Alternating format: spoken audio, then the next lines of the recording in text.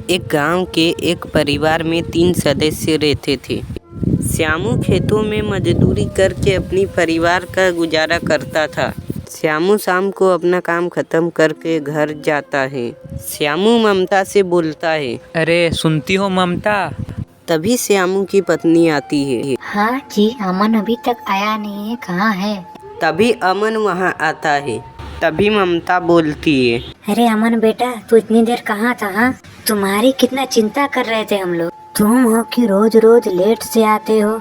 अरे माँ, मैं अपने दोस्तों के साथ खेल रहा था। खेलते खेलते कब टाइम पार हो गया पता ही नहीं चला।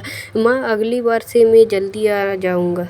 ठीक है बेटा, इस बार तो मैं तुम्हें छोड़ दे रही हूँ। अगर अगली बार से तुमने देर की तो मैं तुम्हें खाना नहीं दूंगी। तभी ममता उन दोनों को खाना दे देती है। फिर अगली सुबह श्यामू काम में चला जाता है। आज अमन फिर इतनी देर कर रहा है, कहाँ है ये अमन? तभी उसकी माँ अमन को ढूंढने चली जाती है। तभी उसकी माँ देखती है कि अमन खेल रहा है।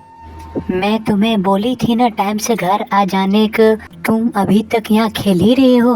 तुम चलो घर, आज तो मैं तुझे खाना ही नहीं दूंगी। तभी उसकी माँ अमन को लेकर घर चला आता है और सोचती है, मेरा बेटा सुबह से भूखा है, चलो मैं इसे खाना दे देती हूँ।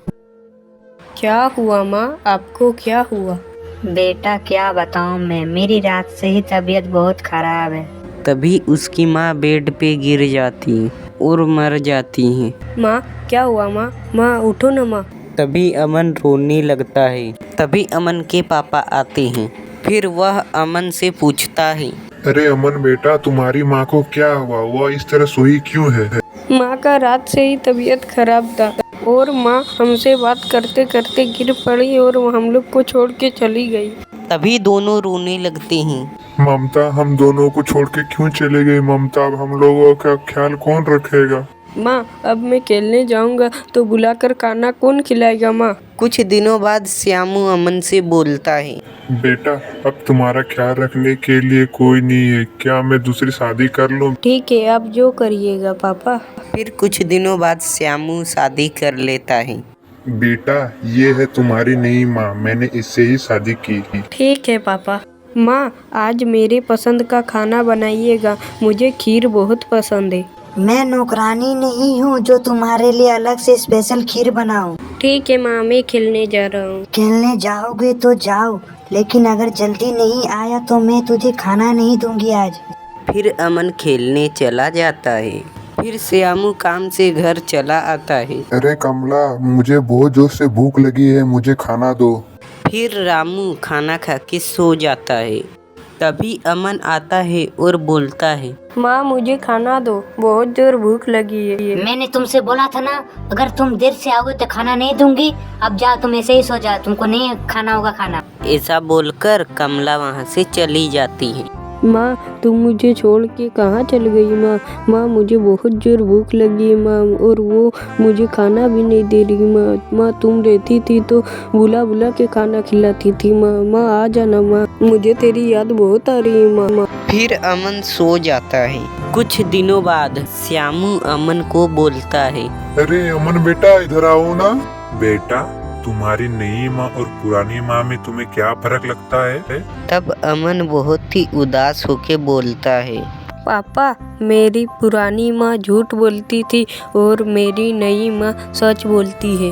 अपने बेटे की यह बात सुनकर पिता बहुत ही हैरान हो जाता है और बोलता है, बेटा, जिस माँ ने तुम्हें जन्म दिया और पाल पोस के इतना बड़ा किया, वो माँ तुम्हें झूठी लगने लगी, और कल की आई हुई ये औरत तुम्हें सच्ची कैसे लगने लगी है? फिर अमन बोला, पापा, हमारी पुरानी माँ हमेशा कहती थी, बेटा तुम अगर मस्ती करेगा तो मैं खाना नहीं दूंगी। मैं फिर भी खूब मस्ती करता था, इसके बावजूद भी वो मुझे सारे गांव से ढूंढकर लाकर खाना खिलाती थी।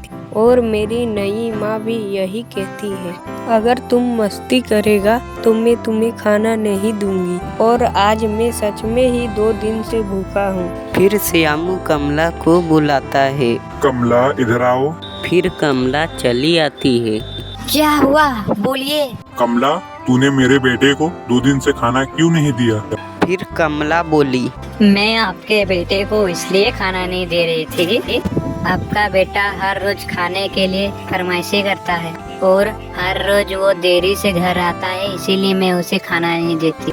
कमला, तूने ऐसा किया मैंने कभी सोचा भी नहीं था। मैंने तुम्हें इसलिए इस घर पे लाया ताकि तुम मेरे बेटे को ख्याल रखो, उसे समय समय पे खाना दो, पर तुमने ऐसा किया। निकल जाओ मेरे घर से, नहीं रहना होगा तुम्हें यहाँ।